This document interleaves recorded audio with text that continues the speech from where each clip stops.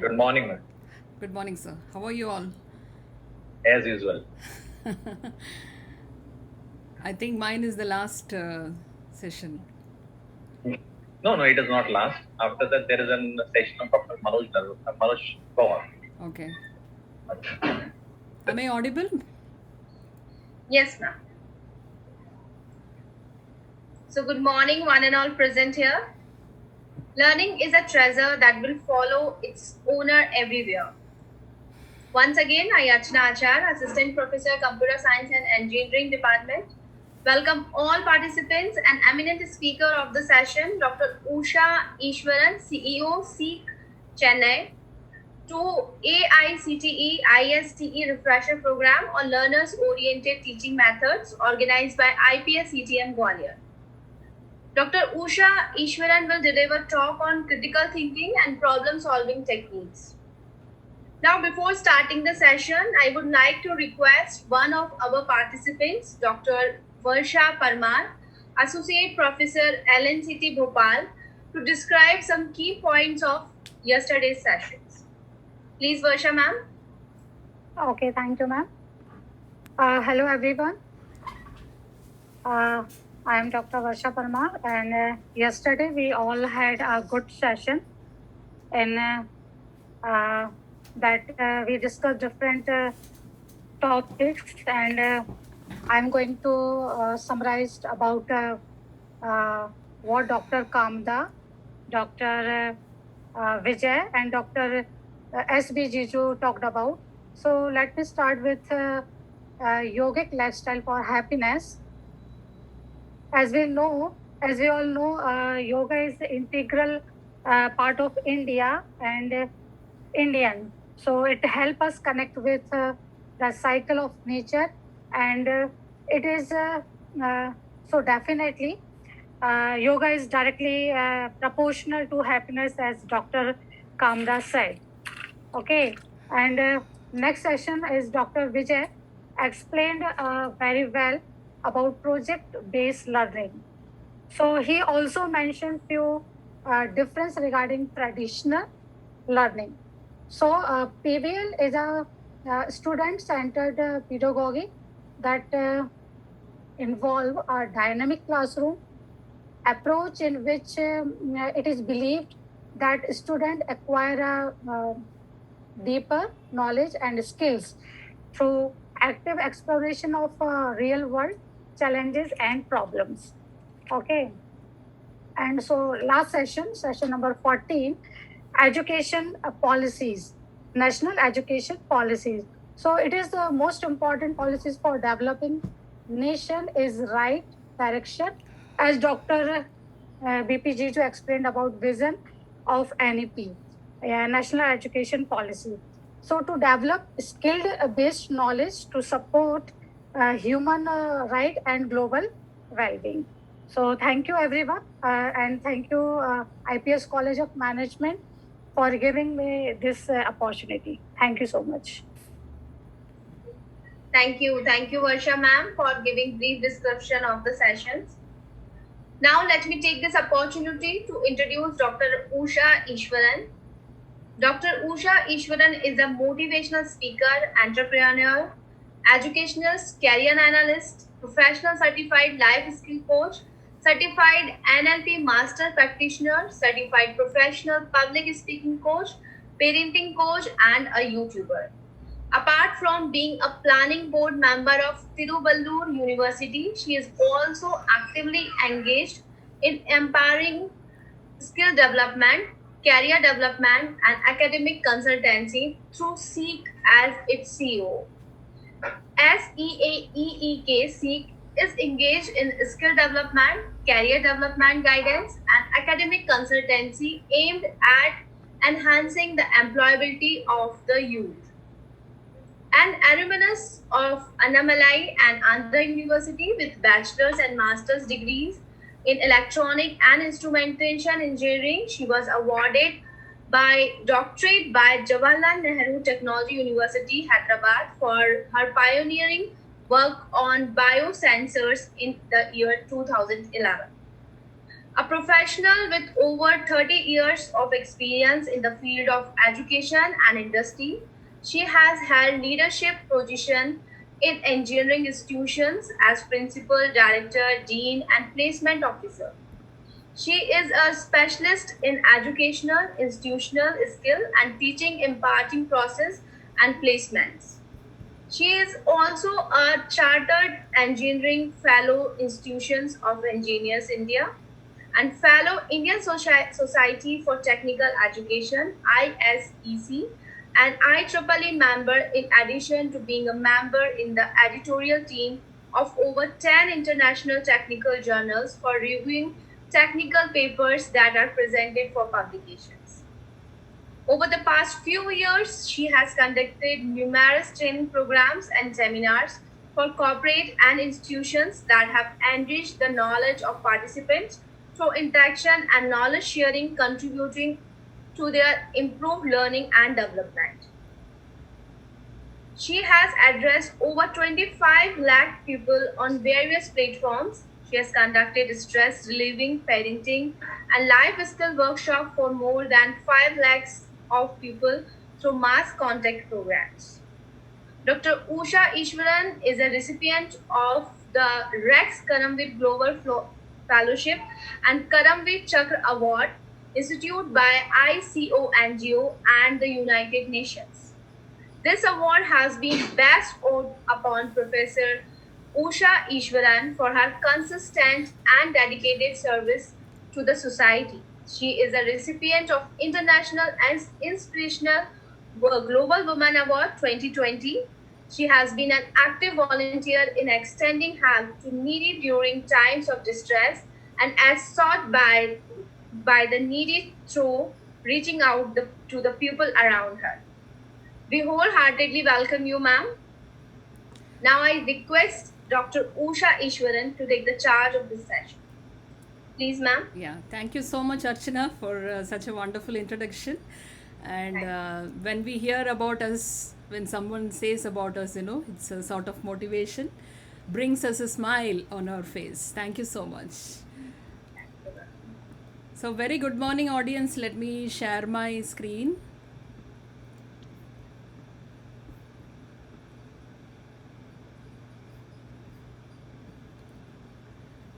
So first and foremost, I would like to thank every one of you, the organizers, for giving me this opportunity to present on a topic, on such a wonderful series of sessions which I have been witnessing for all these 5 days.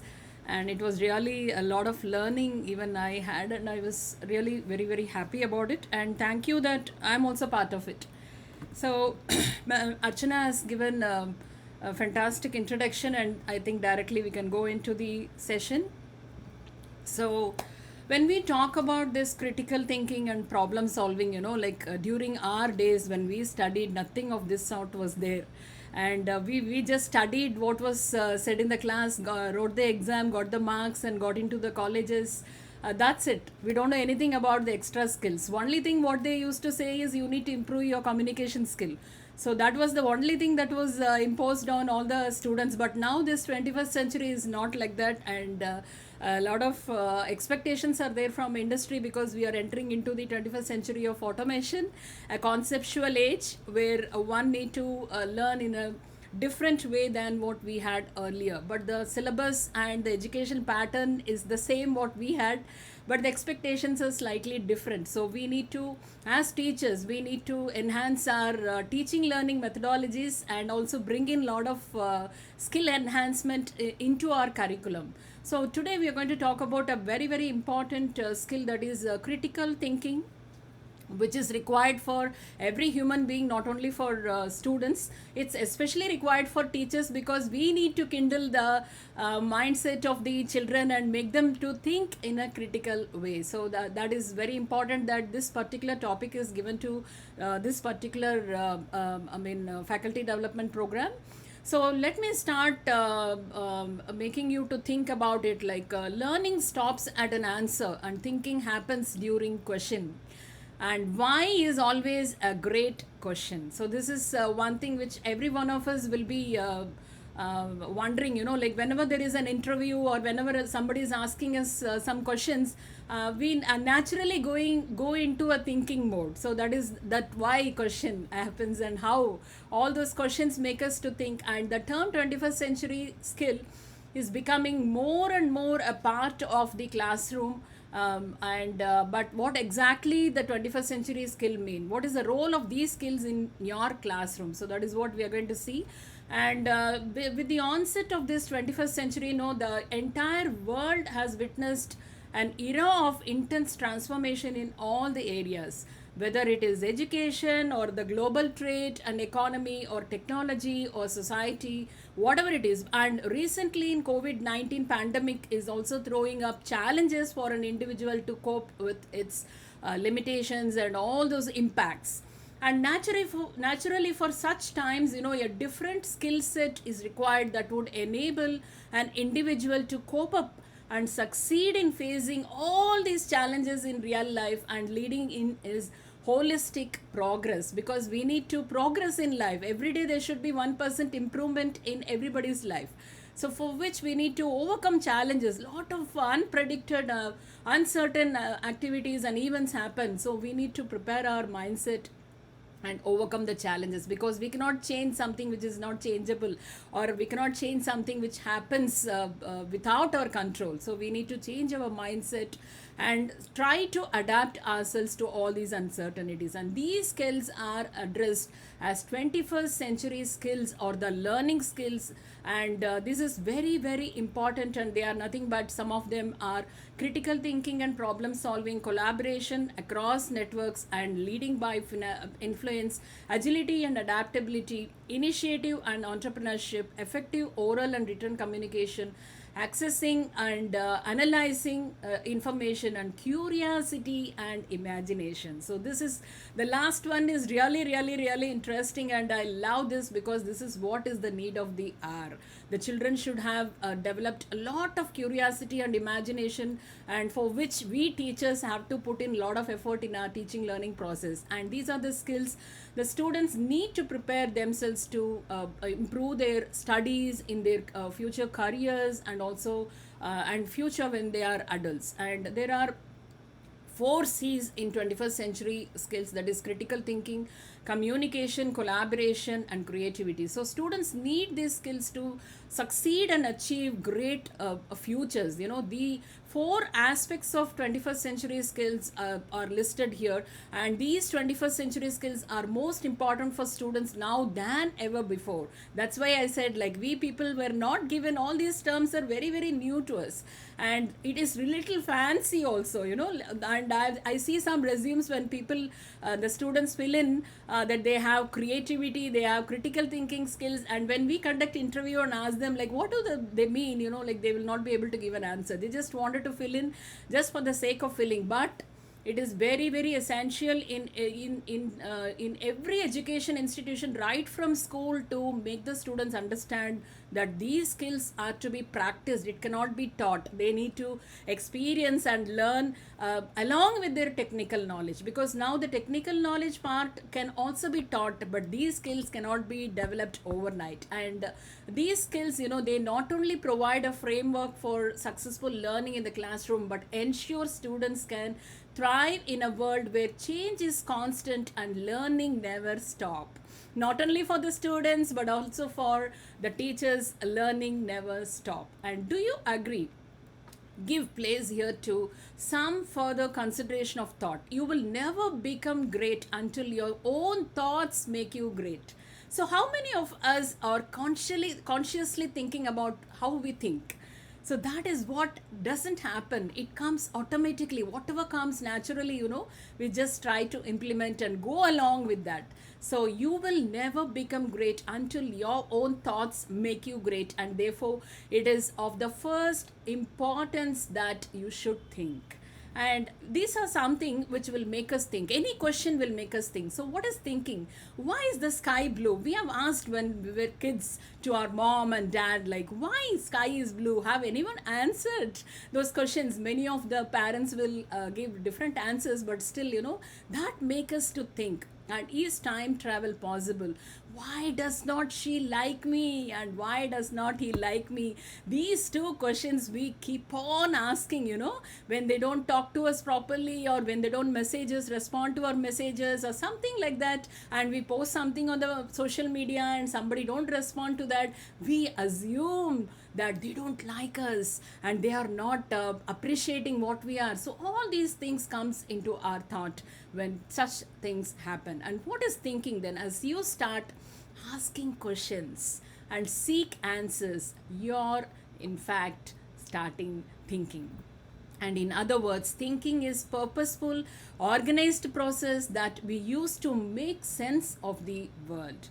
And what are the different types of thinking we have? We have a critical thinking and creative thinking, and both are problem solving at the end. But we are using the different parts of brain to do this thinking. When we talk about this critical thinking, we used to use our left brain because it is logical, sequential, rational, analytical, objective, and looks at paths. That means we need to make analysis, we need to evaluate, and we need to reason things.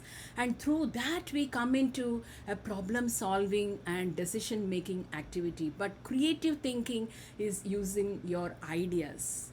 So for anybody to solve any problem or make any decisions, we have to have both these sorts of thinking, like critical thinking as well as creative thinking. So we need to use when it is required. So let me pose this set of questions to audience. Okay, so this is a quiz. Answer each question in order. So keep in your mind, and I will discuss on every question like how we would have thought. So these are all a sequential question. So you have to think the answers in order. How do you put a giraffe into a refrigerator? And how do you put an elephant into a refrigerator? And the Lion King is hosting an animal conference. All the animals attend except one. Which animal does not attend? And there is a river you must cross, but it is used by crocodiles, and you do not have a boat. So how do you manage it? So if I say these questions to the students, like how they will think and how they will answer. So first one, let us see, how do you put a giraffe into your refrigerator? What will be the answer of the child? The child may be thinking, how the size of the refrigerator and the giraffe will match. How can I put a giraffe into the refrigerator? So all the complex ideas, comes into the mind. And the simple answer is open the refrigerator and put the giraffe and close the door. So this question tests whether you tend to do simple things in an overly complicated way. And second comes, how do you put an elephant into the refrigerator? Now the children will be very smart. They will tell, open the refrigerator, put the elephant inside. But is that answer right? Did they say that open the refrigerator and put the elephant into and close the door? It is a wrong answer. Why? Because open the refrigerator, take the giraffe, and then put the elephant and close the door. So this tests your ability to think through the repercussions of your previous actions. So then these children will be thinking, oh, I have already put a giraffe, so I have to take that out and then put this elephant. So this makes the children to think. Now the next question, the Lion King is hosting an animal conference. All the animals attend except one. Which animal does not attend? Again the children will be thinking, and the answer is elephant. Because the elephant is in the refrigerator, you just put him there, and this tests the memory. And then comes to the last question. There is a river you must cross, but it is used by the crocodiles, and you do not have a boat. How do you manage it? What will be the correct answer? The correct answer is you jump into the river and swim across. So are you scared of the crocodiles which are there in the river? Don't you remember that already the crocodiles are attending the animal conference? So this is something which will make you think, like we need to initiate the thinking process, and this also makes us to understand how we have to think in a step-by-step process. And now when I talk about critical thinking, I can also tell about some examples which are not how you think critically. You don't think critically. Some places, the first thing, the understanding that from the two pictures, the first figure, what does it say? this person is sitting on the branch of a tree. Though the person has climbed the tree and cut the branches, he did not think about how to come down. Maybe this is some cartoon picture, but we often do that in our daily life. We do a lot of things like this in our daily life. What happens to the second picture? The person is attempting to cut the rope, not understanding that the load above, when released, will fall directly on him. So we, most of the times, we don't think about the consequences. We never plan for the consequences, and that will lead to lot of problems and lot of damages. So he has not thought about maintaining safe distance and planned for an object to be brought down. So these are some of the type of thinkings which is not made by thinking. And what is critical thinking? Gather and access information in a balanced, reach conclusions justified and recent argument based on available evidence. So now what is critical thinking?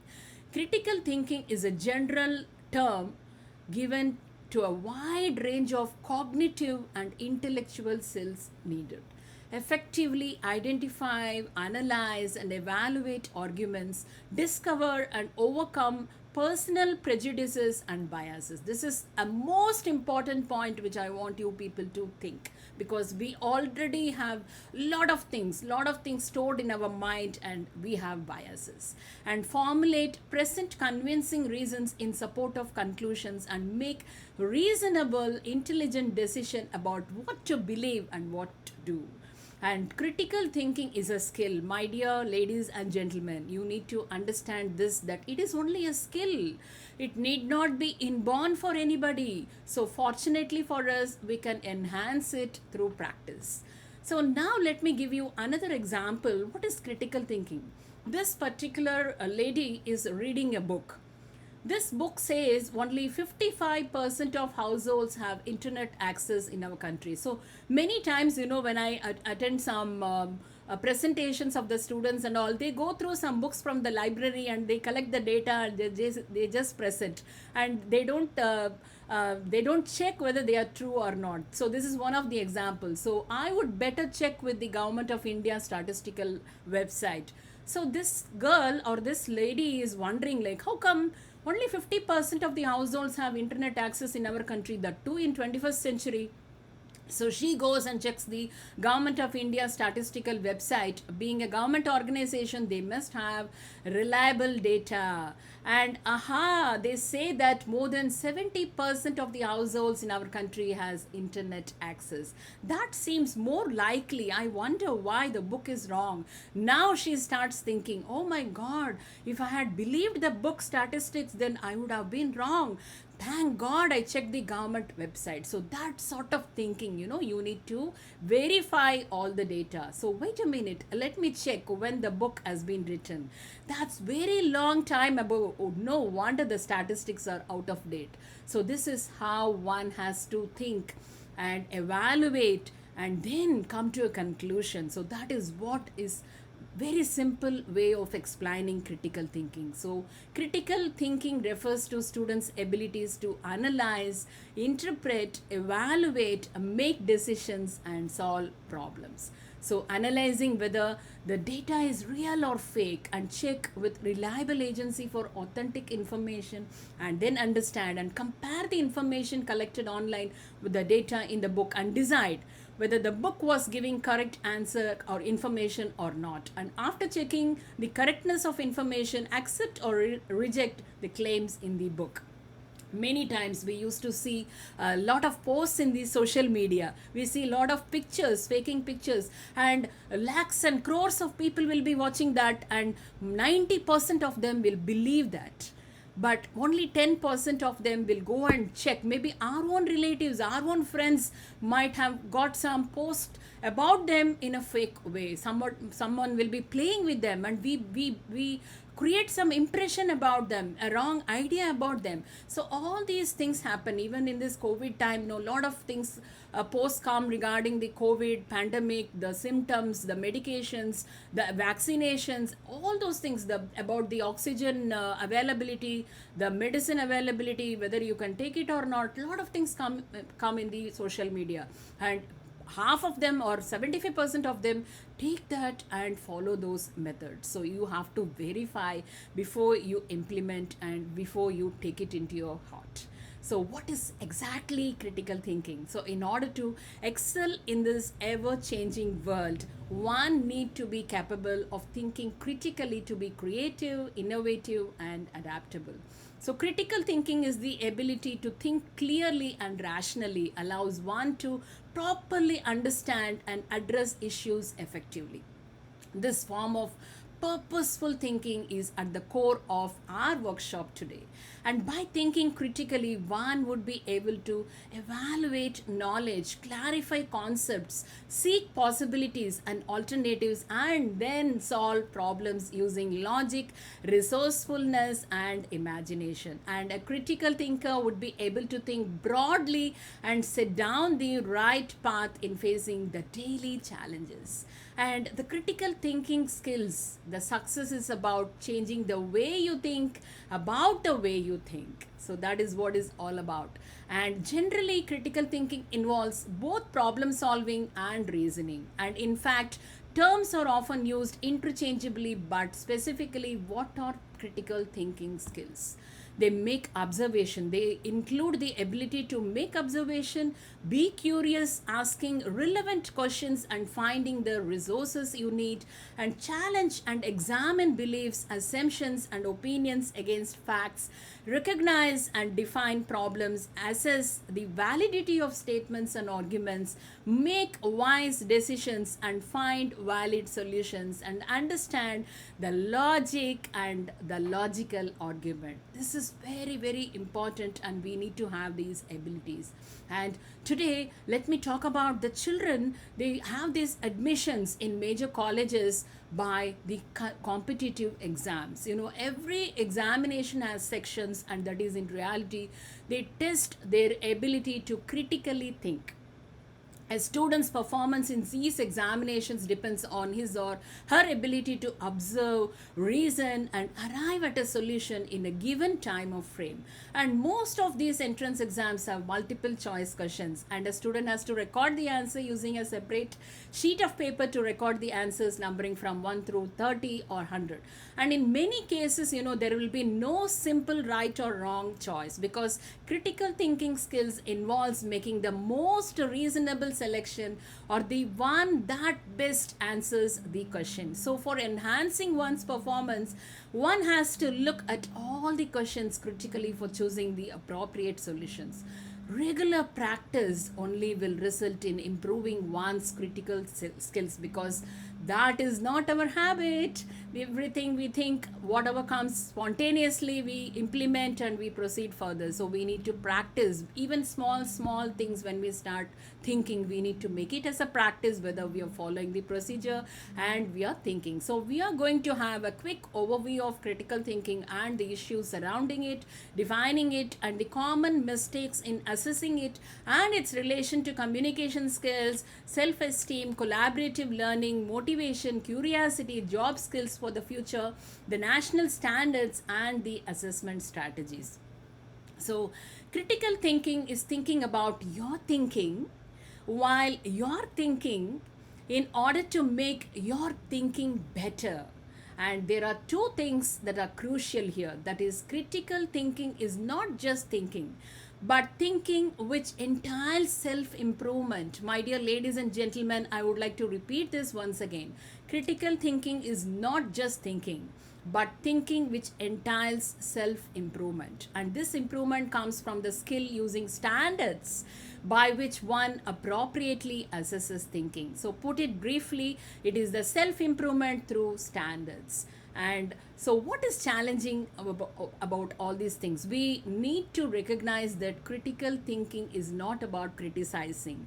And the challenge in critical thinking is we often tend to find it difficult to overcome our prejudices, our egos, and do not exhibit patience in making an effort to understand an opposing point of view. This is what is the ultimate thing where we go wrong. The challenge in critical thinking, I would like to re emphasize this, that we often tend to find it difficult to overcome our prejudices, our egos, and do not exhibit patience. We don't have patience in making an effort to understand an opposing point of view. And good thinking is as easy as bad thinking, but it requires hard work to develop it. And critical thinking, therefore, needs constant working upon by individuals and to make it a practice in one's way of approaching for solutions to any challenges. And critical thinking can be learned. Don't worry, it is not that difficult. It can be learned through displaying of intent towards shedding our old thoughts. We have to shed our old thoughts and beliefs and way of approaching for solutions to challenges, exhibit attitude to learn when newer way of looking at issues are available. So we should be open to look at the newer way of looking at things, and hence there is a need for us to learn and practice methods to think critically. Anybody who challenges the status quo is a critical thinker. And everybody thinks. Everybody thinks. That is a nature. It starts right from morning till night. Even when we are sleeping, we'll be thinking something. And it is our nature to do so. But much of our thinking left to itself is biased, unclear, partial, uninformed, or downright prejudiced. Yet the quality of our life and that of what we produce, make, or build depends precisely on the quality of our thought. What we think is what we are, and what we achieve based on what we think, because our actions follow our thoughts. And poor thinking is costly, my dear ladies and gentlemen, both in money and in quality of life. Excellence in thought, however, must be systematically cultivated. So, to think well is to impose discipline and restraint on our thinking by means of intellectual standards. In order to raise our thinking to a level of perfection or quality that is not naturally or likely in undisciplined, spontaneous thought. And the dimension of critical thinking least understood is that of the intellectual standards. Most teachers were not taught how to assess thinking through standards. We are not taught about a particular way or procedure to follow that. And indeed, often the thinking of teachers, including me, is very undisciplined many times and reflect a lack of internalized intellectual standards. For example, one of the most important distinctions that teachers need to routinely make, and which takes disciplined thinking to make, is that between the reasoning and subjective reaction. So if we are trying to foster quality thinking, we don't want our students simply to assert things. We want them to try to reason things out on the basis of evidence and good reason. So this is very important, and we often are very unclear about this basic difference. At many instances, as teachers, we are apt to take student writing or speech which is fluent and witty, or the phrases that roll out of their tongue, the way they talk very fast and fluently, that is amusing, and we take that as good thinking.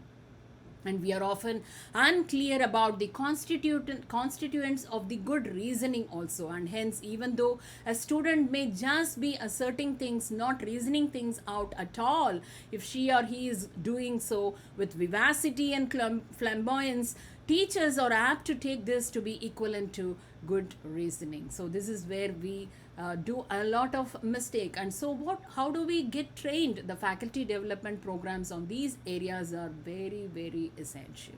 And the quality long-term staff development that help the teachers over an extended period of time, over the years and not months, They have to work on their own thinking and come to terms with what intellectual standards are and why they are essential and how to teach for them. And let us be hopeful that eventually, through efforts such as these, we can move from superficial to the substantial in fostering quality student thinking. And we all have a system to break down how we understand things, how the world looks to us, and how we make sense to the world, and the ways we think are called as elements of thought. And but once we have thought about something, how do we know that if we are right? How do we know we are thinking is any good? Unfortunately, most of the time we don't think well, and we tend to favor decisions and ideas that favor us and put our own group over other groups. We are egocentric and sociocentric, and so we need to focus ourselves to look at the things the way they truly are. And so to assess the quality of our thinking, we use the intellectual standards. Now let us see what are those intellectual standards. The universal intellectual standards are the standards which must be applied to thinking, and that is what is going to make us to think in a very, very structured manner. And to think critically requires the command of these standards. They are nothing but the clarity, accuracy, precision, relevance, depth, breadth, logic, and fairness. So to start with, let us see what is this clarity. So a person is saying something and the other person is not able to understand. I have no idea what he is talking about. So many times it happens. So he may ask him like, could you elaborate further on that point? Could you express that point in another way? Could you give me an illustration? Many times, in our class also the students may not understand what we say. They may not have clarity. We may not be giving them the in-depth knowledge of that particular concept also. So clarity is a gateway standard, and if a statement is unclear, we cannot determine whether it is accurate or relevant. In fact, we cannot tell anything about it because we don't yet know what it is saying. And many times it affects the students when they are in the interview also. They will not be able to be clear in their thoughts. So clarity forces the thinking to be explained well so that it is easy to understand. And when thinking is easy to follow, it has clarity. And then the accuracy. So here two people are walking, and a horse and a dog is coming. And one boy is assuming, saying that this dog weighs more than 30 kgs. That is approximating that. And the other person is asking, oh really? I don't believe you. So the question comes into our mind like, is that really true? How could we check that? How could we find out that it is true? So a statement can be clear but not accurate. So accuracy makes sure that all information is correct and free from error. And if the thinking is reliable, then it has accuracy. Now precision. So here you can see that a man with a fat belly is eating some pizza or some burger, and two ladies are gossiping. She is telling Ram is overweight, and the other lady is telling like, that's true, but how much overweight? 20 kgs or 50 kgs? So could you give me more details and could be more specific? So a statement can be both clear and accurate but not precise. So precision goes one step further than accuracy, and it demands that the words and the data used are exact. If no more details could be added, then it has precision. If you say everything about a situation, then that is what we call it as precision. And then relevance. So here the student is saying like, I have given good efforts in studies the whole year, so I should get an A+. The teacher says the effort does not measure the quality of your learning, dear. So there are certain parameters. He has to complete his exam and show how intelligent or how much he understood the subject and other things. He just says like, the entire year I was very concentrating and I studied very well. I put a lot of effort. So that is not relevant. How it is connected to the question. So a statement can be clear, accurate and precise but not relevant to the question at issue. So relevance means that everything included is important, that each part makes a difference. If something is focused on what needs to be said, there is relevance. And then next is depth. So some people, the parents will tell the children like, no, no, no, you should not watch TV more, you should not have screen time, you should not use drugs, or you should not do something this that. So there will be some instructions given, and even the teachers give some instructions, but they don't tell them why I should not do that. So nobody tells why. So how does your question answer address the complexities in the question, and how are you taking into account the problems in the question? So a statement can be clear, accurate, precise, and relevant, but superficial. So depth makes an argument thorough. It forces us to explore the complexities, and if an argument includes all the nuances necessary to make the point, it has depth. Next, the breadth. So the child was saying like, I was studying all night, but what the teacher says like, that is not sufficient, my dear. You got 0 marks for participation because you did not participate in the class discussion at all. So here, do we consider another point of view? So the child is thinking like, if he studies and write the exam well, then that is enough in school. But the teacher expects that the child should participate in each and every activity. So here we also have to give weightage to the other person's point of view. So a line of reasoning may be clear, accurate, precise, relevant, and deep, but still ignore another side of the argument. So breadth demands that additional viewpoints are taken into account and are all perspectives considered. When all sides of the argument are discussed, then we find breadth. Then coming to logic. So here the Shaktiman or the Superman, they say that he can see through anything, he can see through walls, and he can see through you. So does this make real sense? So questions will come from children also. So when a combination of thoughts are mutually supporting and make sense in combination, the thinking is logical. So logical means that an argument is reasonable. The thinking is consistent and conclusions follow the evidence, and when something makes sense step by step, then it is logical. Then coming to fairness. So do I have a vested interest in this issue? Am I sympathetically representing the viewpoints of others? Am I open-minded? So we do not naturally consider the rights and needs of others. But to be a good thinker, you should apply fairness in your thinking.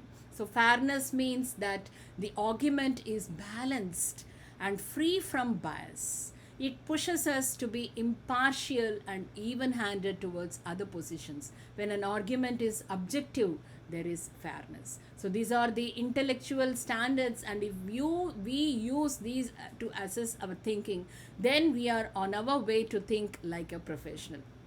And the critical thinking is the ability to take the information you have obtained through observation, reading, hearing, and experiences, and then evaluating via analysis, questioning, understanding, synthesizing, and rationalizing, and therefore coming up with a model of well-informed thought or idea about how things might fit together or work. So in simple terms, it is a process of breaking down what you know and information you have, and then evaluating and critically analyzing it in order to make informed decision without bias. That is very important. And critical thinking is an ability in deciding through a systematic manner of gathering information, analyzing the information, and producing an appropriate solution. And why do we need critical thinking? Critical thinking is required for finding solutions to problems. I will give you another very simple example for you to understand. Another way of looking at it. Think of going into a dressing room when you're shopping. How many times do you twist and twirl in front of the 3-sided mirror before deciding whether or not to buy? Critical thinking is the 3-sided mirror of decision making, letting you look at all the angles to make the best possible choice. So now there is a question, but there are many areas of concern in instruction. Not just one, not just critical thinking, but communication skills, problem solving, creative thinking, collaborative learning, self-esteem, and so forth. How are the institutions to deal with the full array of needs, and how are they to do all these rather than simply one, no matter how important that one be? So the answer is, this is the key. Everything essential to education supports everything else essential to education. And it is only when good things in education are viewed superficially and wrongly that they seem disconnected. A bunch of separate goals, a conglomeration of separate problems. In fact, any well conceived program in critical thinking requires the integration of the skills and abilities that we have mentioned. Hence, critical thinking is not a set of skills separable from excellence in communication, problem solving, creative thinking, or collaborative thinking, nor is it indifferent to one's sense of self worth. So, now let us see how communication skills fit into critical thinking. The communication becomes a part of our education goal, that is in reading, writing, speaking, and listening. And these are the four modalities of communication which are essential to education, and each of them is a mode of reasoning. Each of them involves problems, each of them in short through with critical thinking needs. Take apparently simple matter of reading a book worth reading. So the author might have developed her thinking in the book, has taken some ideas and in some way represented those ideas in an extended form. Our job as a reader is to translate the meaning of the author into the meanings that we can understand. So, what are all the questions we are supposed to ask while reading? This is a complicated process requiring critical think every step along the way. What is the purpose for the book? What is the author trying to accomplish? What issues or problems are raised? What data, what experiences, what evidences are given? What concepts are used to organize this data, these experiences?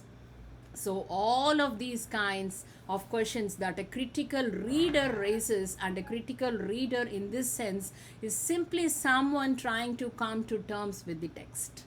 So, if one is an uncritical reader, writer, speaker, or listener, one is not a good reader, writer, speaker, or listener at all. So, to do any of these well is to think critically while doing so, and at one point of time to solve specific problems of communication, hence to effectively communicate. Now, coming to self esteem, how does self esteem fit into the critical thinking? So, the healthy self esteem emerges from a justified sense of self worth, just as self worth emerges from competence, ability, and genuine success. If one simply feels good about oneself for no good reason, then one is either arrogant or alternatively has a dangerous sense of misplaced confidence. Teenagers, for example, sometimes they think so well of themselves that they operate under an illusion that they can safely drive even while drunk, and they can safely have drugs. They all feel so overconfident, they feel that much too highly of their own competence and powers, and are much too unaware of their limitations. So, to accurately sort out the genuine self-worth from a false sense of self-esteem requires, yes, you guessed it, critical thinking. And then coming to collaborative learning, how collaborative learning fit into critical thinking? The collaborative learning is desirable only if grounded in disciplined critical thinking. Without critical thinking, collaborative learning is likely to become collaborative mislearning. It is collaborative bad thinking in which the bad thinking being shared becomes validated. Remember, a gossip is a form of collaborative learning. Peer group indoctrination, the process of teaching a person or a group to accept a set of beliefs, is a form of collaborative learning. And mass hysteria is a form of speed collaborative learning. We learn prejudices collaboratively, social hurts, fears collaboratively, stereotypes, narrow mind, everything we learn collaboratively. So if we don't put disciplined critical thinking into the heart and soul of the collaboration, we get the mode of collaboration which is antithetical, and that is to the education, knowledge, and the insight. So that is very, very important that we have to put in our mind, and we have to understand that it is very, very important that we use critical thinking in all the things we do. And critical thinking model actually. So here it says that critical thinking model outlines the various steps in making an informed decision. The steps include understanding the issue, formulating the goal and criteria, obtaining complete information, and finally reaching the appropriate solution. A critical thinker needs to deeply analyze the issue at hand by differentiating facts and opinions so as to negate the individual biases. And we need to learn to ask questions. This is very, very important. Probing the issue through asking questions, analyzing the information collected, and making decisions based on logic and evidence. And this is something very, very important. The secrets to critical thinking are in being able to identify assumptions, evaluating arguments, and arriving at right conclusions. So now I request each and every one of you to look at this picture. It is a picture shows the monsoon. So on seeing the picture, I ask each and every one of you to understand what your mind leaps to. What you think about it. What do you think when you see that? Each and everyone will have some thought. Some may be having a happy feeling, oh nice, I can go and play there. Some may be feeling that, oh my clothes will be wet, I will not be able to do something outside, outdoor today. So many thoughts come into the minds. Suppose we consider these farmers and children, how happy they'll feel. The farmers will feel very happy that their fields will be with water and filled with water, and the students will be very, very happy that the schools will be holiday and they can also play in rain. And what happens to these people? The hawkers, the people who sleep on roads, the people who sell the goods on roads with their cart. Just imagine what will run in their mind. Hawkers on streets are worried about their livelihoods being badly affected. That day is gone for them. That day is gone for them. The same picture triggers different impressions to different people. This happens as our thinking are tuned differently, because we think according to our need only. We won't be able to understand the needs of the other person. That is very, very, very, very important. That is what we call it as mental models. The mental models are the impressions created on seeing a picture, on hearing something, on certain observations during an interaction, and our interpretations to those observations. So we have seen earlier the same picture triggers different impressions in different people. We also do the same thing. When we see somebody talking to somebody and looking at us, we may think they are talking about us. Lot of assumptions we do. And what are mental models? The mental models are personal, internalized theories of reality, and they represent how things work. And one needs to identify one's own mental model, which assists in methods of analyzing them, exploring their effect on decision makings, because we make all our decisions based on what we think, what goes into our mind. So now I'm going to tell you a methodology to do this critical thinking. So ladder of inference is a helpful tool to assist us into breaking down the entire process in a logical and sequential manner. So here our step-by-step thinking process comes about from our experiences of what we see and what we observe. We have data that we are observing. We sometimes select the data that is most relevant to us. Almost we select only what is relevant to us, and we add meaning to it. We only add meaning to it. And with that, we add some additional meanings also based on our prior experiences, and we draw conclusions about what is going on. Many times it happens in our life, ladies and gentlemen. So to amplify my point, let me narrate to you a real life incident. I'm going to talk about this executive of a company named Rashmi, who is tasked with a job by her manager with fixed time guidelines. So here, however, the manager finds that Rashmi has not submitted the project report as per the time line specified. She also does not intimate the manager of the status of her work. She proceeds on sick leave without submitting the work completion report.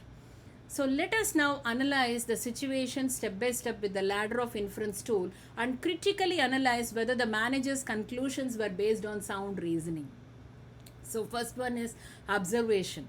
The manager's experiences. The project report deadline missed by Rashmi and no explanations offered by her. She further proceeds on sick leave.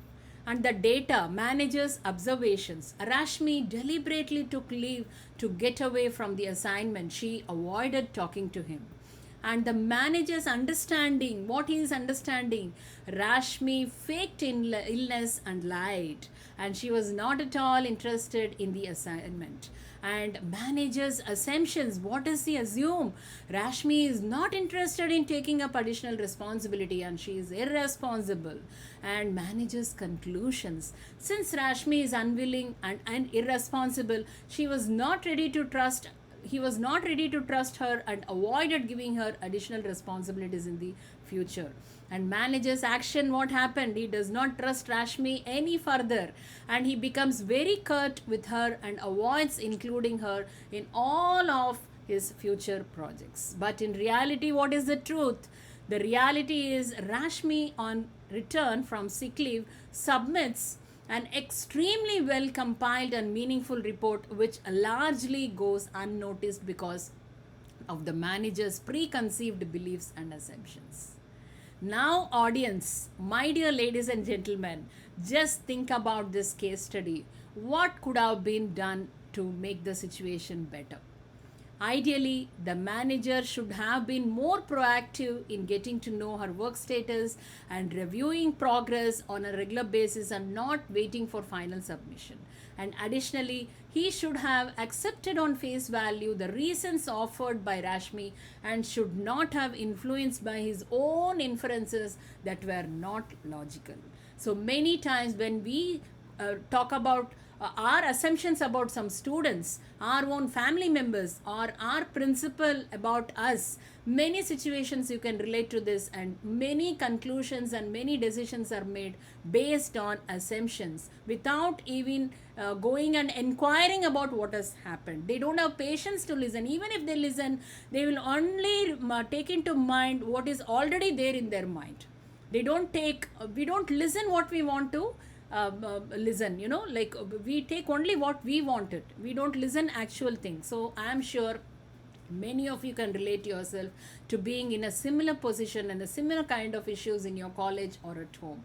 And think about how many times have you realistically looked at the issues and have not been influenced by your own beliefs. So this is one thing which is very, very important to be a critical thinker. And we often hear what we want to hear. As I said, though someone will be saying something, our mind will receive as how we wanted to receive. So that is the problem. And we often hear what validates our beliefs, our assumptions, our experiences, and our mental models. So what can we do? We need to slow down the way of doing things and look at how we are doing and understand how our thoughts are influencing what we are doing and how we came about doing this through our data collection. So that is very, very important. And the primary skills for critical thinking is what? Learn to ask good questions. Want to exercise critical thinking? Ask these questions whenever you discuss or discover few information. These are broad, versatile questions that have limitless application. Questions like who, what, where, when, why, how helps us to know in-depth knowledge about any information or any situation where we need to find a solution. So when you're problem solving, especially when you're working with other people, it is really helpful to learn to ask questions. So learning to ask questions itself is a big skill. And how do we apply critical thinking to walking down the ladder of inference? So identify the conclusion someone else is making. Ask for the data that led to that conclusion. Inquire into the reasoning that connects data and conclusion, and infer a possible belief or assumption and state your inference and test it with the person. So this is how we can apply critical thinking to walk down the ladder of inference and ways to becoming a critical thinker. So just as a teacher, what do we do when we go to class? We just wrap the entire board, clean the board like that, like a teacher before beginning a class wipes the blackboard, cleans and begins to write matter related to the subject being taught. Similarly, before we attempt to create or think new, we have to have an open or empty mind. In other words, we have to have an empty bubble in our head so that we can add all sorts of ideas and opinions. So listen rather than think of your response. Focus on the future rather than the past and acknowledge your reactions. So when we think of our mental model, instead of having a picture of the happy farmer or the picture of a sad hawker, how do we create either an empty bubble or the bubble that is large enough to include the perspective of others when we are looking at a current problem situation? And so the goal is to spend a lot of time listening and asking a lot of questions to challenging everyone's thinking. And so how can we look at this in a way that will empty my bubble? And the goal of this is to have what we refer to as a beginner's mindset. A beginner's mindset is really just trying to think to a certain extent like a 7-year-old child. 7-year-old does not have a lot of experience and perspectives. They don't have many biases that they bring to a situation. And so a lot of times we need to think to find that beginner's mindset is to think in terms of, if we have never been presented with this situation before, how can we think about it now in a new way? It is our nature to always take the easy path, just like water flows in a particular direction where there is no obstacle. We always try to go in an easy path. So once we have thought in a perspective of how to think critically, our goal then is really think about how do we ask good questions. Because it's not enough just to think that, okay, I have to change my mindset. I have to be a little more open. I have to understand why I think the way I do. I have to spend time thinking, finding out how other people also think. Do I have the skills actually to ask questions? Once I recognize that I do need to ask myself and other people questions. So learning to ask questions effectively is a skill that does take some time to practice. And Albert Einstein once said that if I had 1 hour to solve a problem, I would spend 55 minutes thinking about the problems and just 5 minutes thinking about these solutions. So if reality is well stated, problem is already half solved.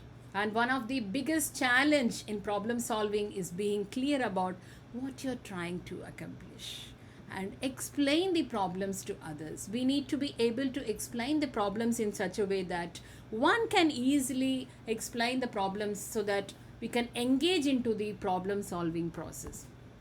This is the problem solving process. Define the problem, develop a problem, implement a problem, evaluate it. And now let us see how to recognize a problem and to determine its importance and severity so that you can make or begin to think critically and begin problem solving. So we all face different problems in everyday life. Some are simple and requiring a short period of time to solve, and others are complex and demand much of your time and thought.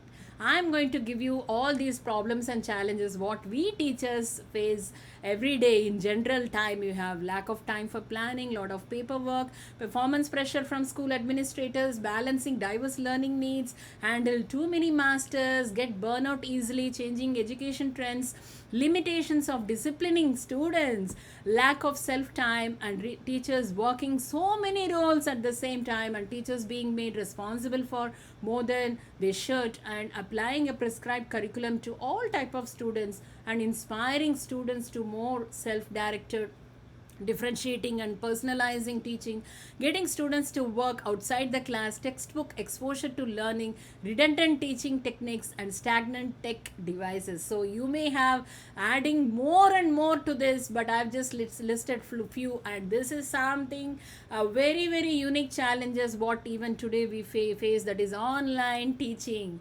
Passive students, staying connected with students is a challenge.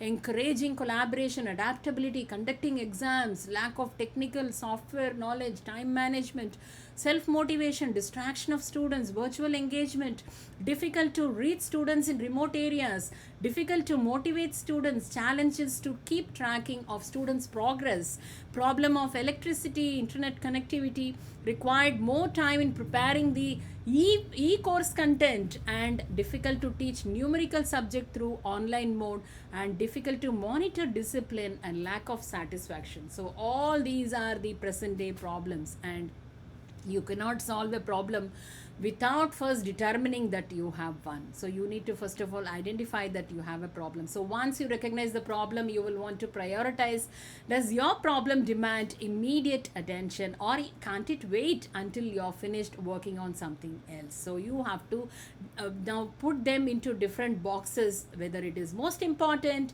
important and urgent, not important, or not urgent and urgent but not important. So you have to decide, and if you have more than one situation to resolve, you must rank them in order of importance, tackling the most important first. That is very, very important.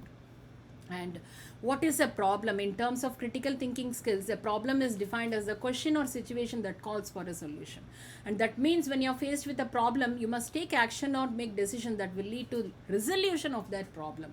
So how, as teachers, we can think critically to solve our problems? I will just give some solutions for some of the problems what the teachers face. Challenging passive students. Oh my God, how many students we have who are very, very passive. They don't interact, they don't show activeness, they don't answer, they don't get engaged, that too in online. So unless thoughtfully crafted online instruction can to these students into passive observers rather than active participants. Although these unengaged students may acquire the lecture content, they are unable to apply their learnings outside the virtual classroom.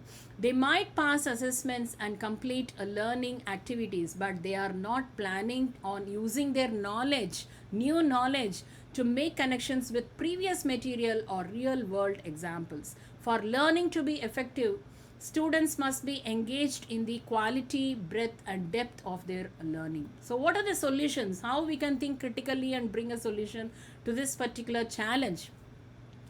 In online learning environments, it's important to help the students engage with course material in a way that makes sense for them, and providing them with ample flexible opportunities to reinforce course concepts with that will ensure that a learning material sticks.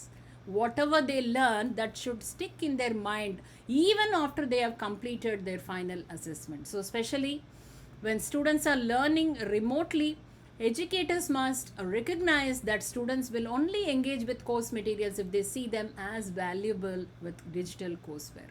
So online teachers can adopt or create a customizable interactive textbook to extend active learning outside of class meetings with inline interactive questions. So it is easy to track completion and comprehension of course content, and these questions can be used to introduce new concepts, reinforce students' understanding of topics, and assess learning. Instructors can also easily export grades and participation data to their learning management system. And another challenge, staying connected with students. How can we stay connected with the online students? Feedback loops are the key to building strong connections with learners in an online environment. When students complete a task, they get feedback and make adjustments accordingly. To give effective commentary, instructors must explain why a student is receiving a feedback and suggest how they can improve in future. Then encouraging collaboration. How can we encourage collaboration?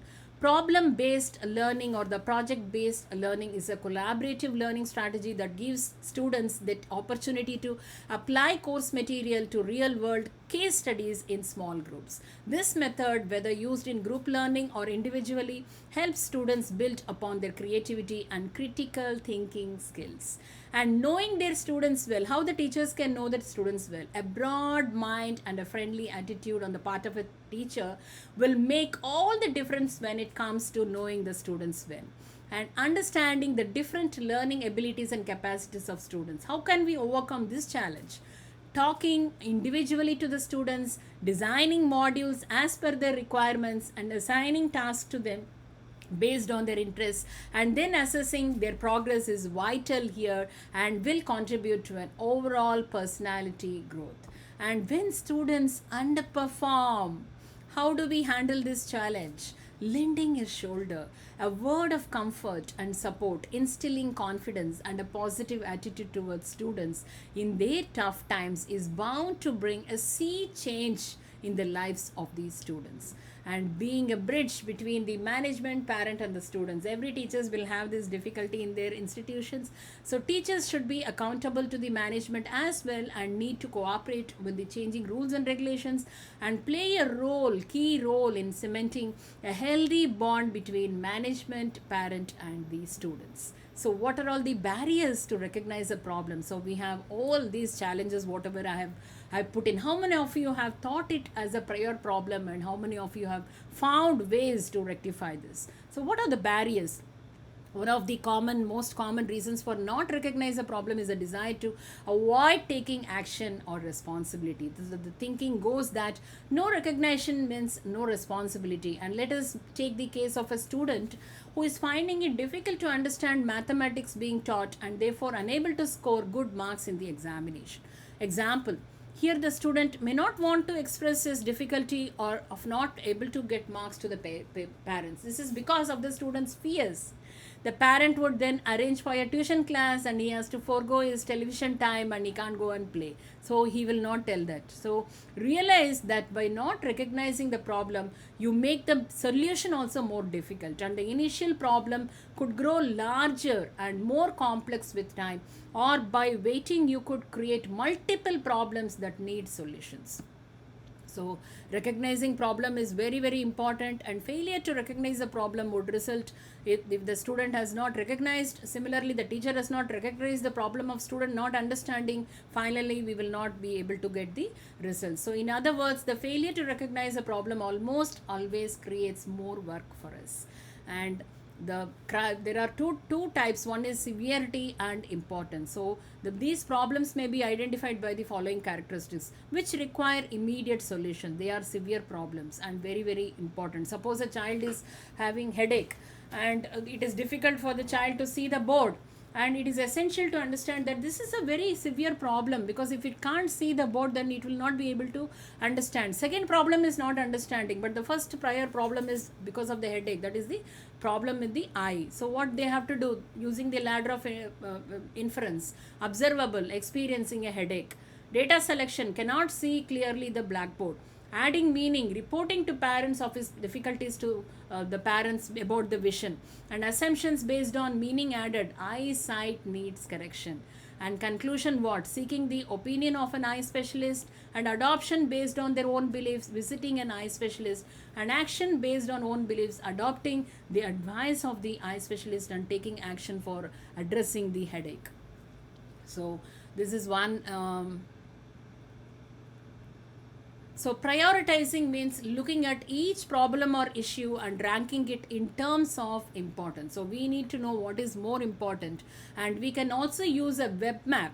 One of the ways to use a web map is to write down what is the problem, you can go back and see this. One of the ways in using critical thinking skills in finding the solution is using the web map.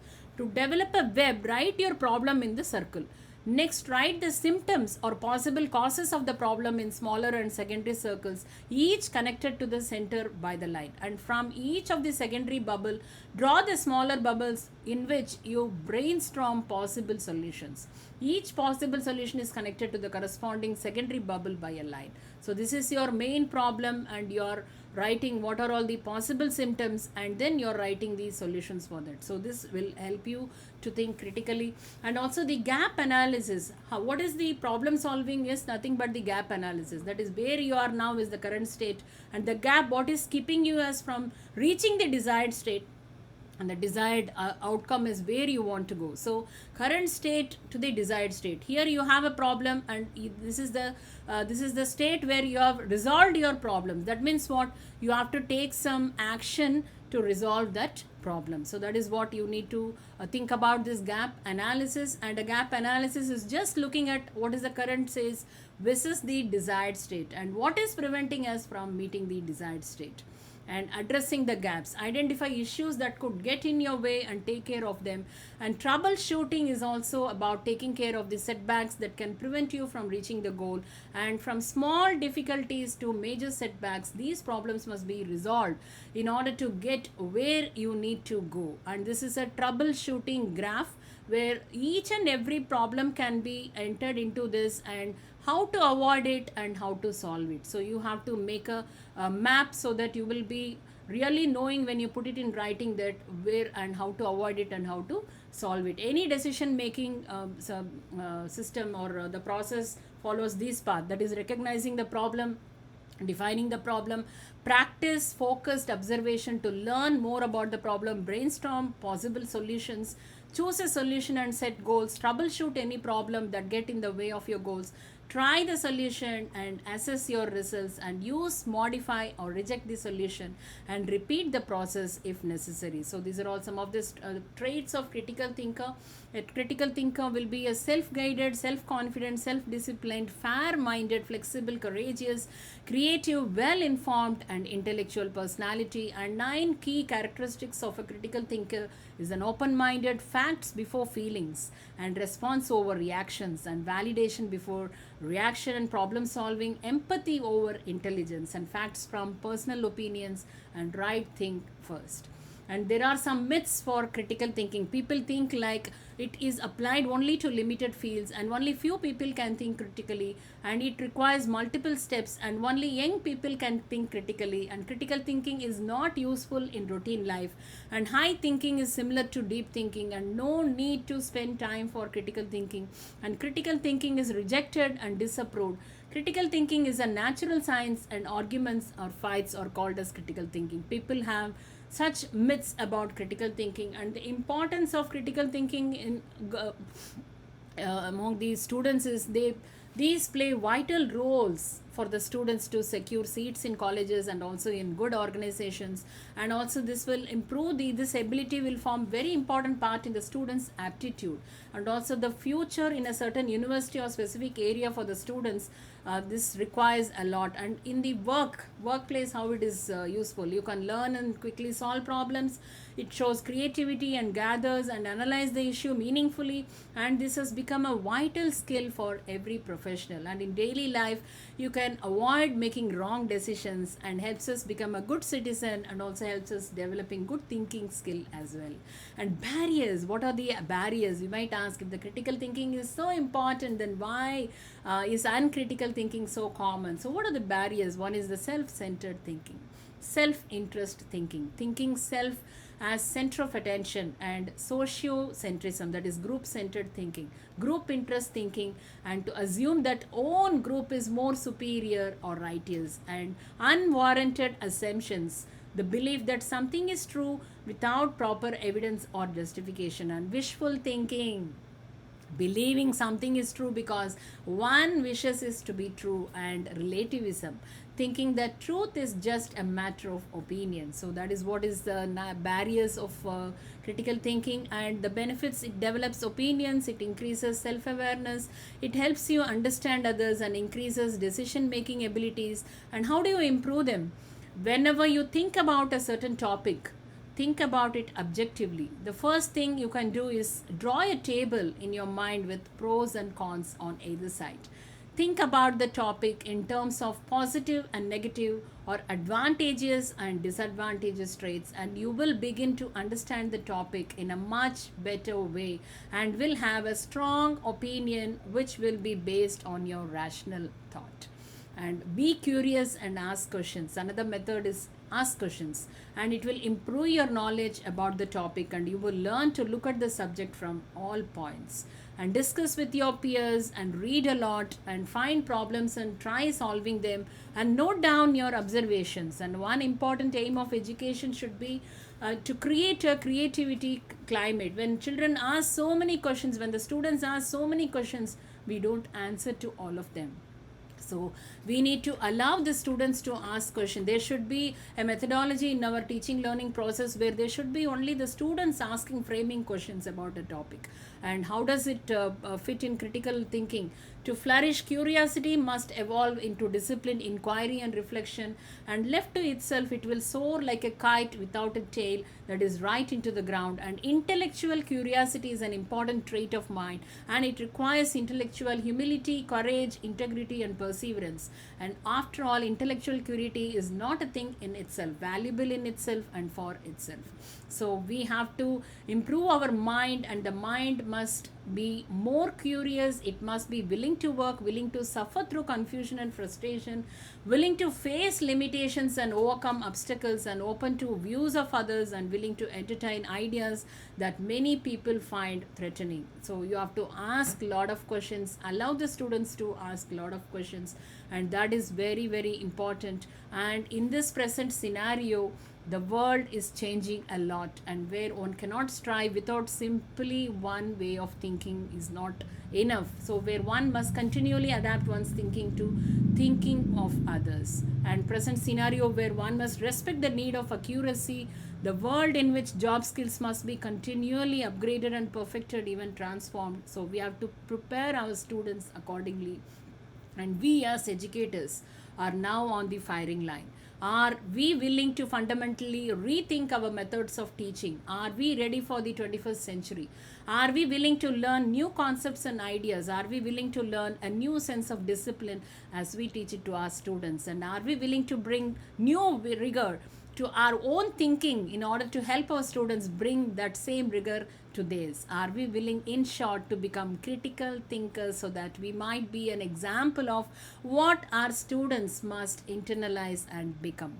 So these are all the challenges we have. We are teaching something to the 21st century students. It is not like what we had in our times. So we have to prepare ourselves, and we need to have a sound knowledge base from which to support the more in-depth content should be shared to the students, and remain open to challenge by students not representing themselves as a source of knowledge, and encourage students to look at the big picture by engaging them in critical thinking process that have relevance beyond the classroom, and be prepared to listen to voices that originate in the classroom, and encourage students to question, and avoid offering how to do it approaches, and encourage students to be sensitive to the feelings of others, and provide opportunities for inquiry by giving students time for processing and debriefing, and structure lessons so that students can work safely and cooperatively, and develop creative forms of shared responsibility, and encourage students to take critical actions. And that is how I thought I can share with you what is critical thinking and what is the problem solving process. Thank you so much. Thank you, ma'am. Thank you so much for sharing such wonderful and valuable knowledge about critical thinking and problem solving techniques. Thank you so much, ma'am. Now I request all participants to ask their queries if they have any. Participants, please ask your query. You can unmute yourself and ask query to ma'am.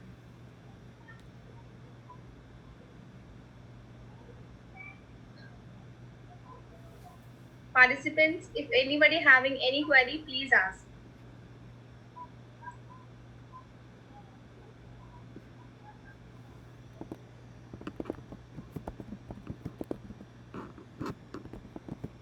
Hello. Yes, sir. Ji. Yes, sir. Morning, ma'am. Myself Ramji Mishra, lecturer, Rawagad Polytechnic. Yes, sir.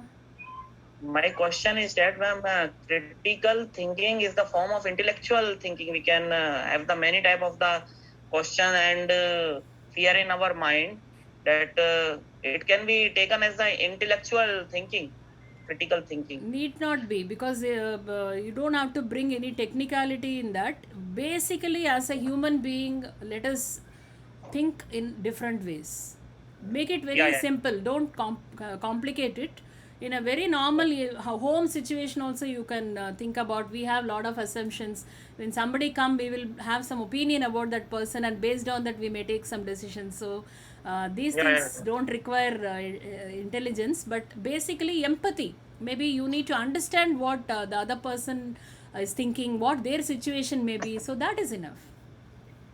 Yes, ma'am. Thank you, ma'am. Thank you, sir. Thank you so much, ma'am, for sorting out the query. Now, anybody else wants to ask their query?